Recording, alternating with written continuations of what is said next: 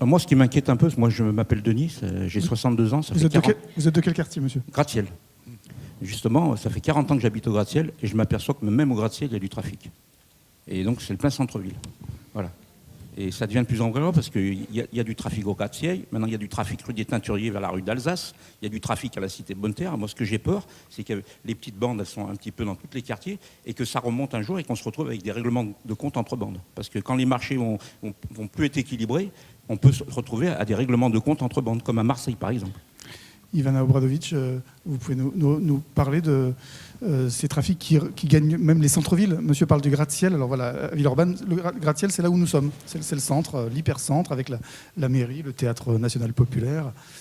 Alors effectivement, il n'y a pas d'espace étanche. L'exemple dont on parlait tout à l'heure me rappelle un petit peu ce qui s'est passé dans un coin qui est frontalier du 18e arrondissement à Paris, qui s'appelle Saint-Ouen. Il y a effectivement toujours cette question des lieux de trafic qui sont des lieux de circulation, donc souvent assez bien desservis par les transports en commun.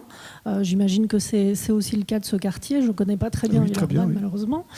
Donc voilà, toujours cette dynamique du trafic qui s'installe sur les circulations qui sont en place. Alors, c'est vrai que les politiques municipales sont un peu démunies face à ce problème.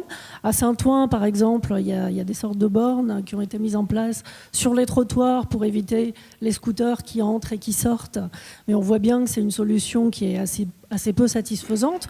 Le deuxième élément, c'est que quand on démantèle un lieu de trafic, il se reconstitue quelques mètres plus loin.